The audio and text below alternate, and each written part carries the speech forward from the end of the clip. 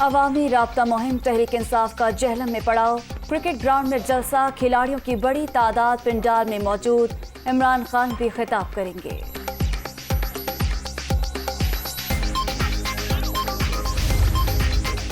پاکستان کی سرکاری web site پر cyber حملے، پی ٹی سی ایل کا نیٹ ورک نشانہ، این ٹی سی کے سرور پر موجود تمام ویب سائٹس کو 3 گھنٹے بعد فعال کر دیا گیا، ڈیٹا سینٹر محفوظ رہا، سید امین الحق کی تصدیق۔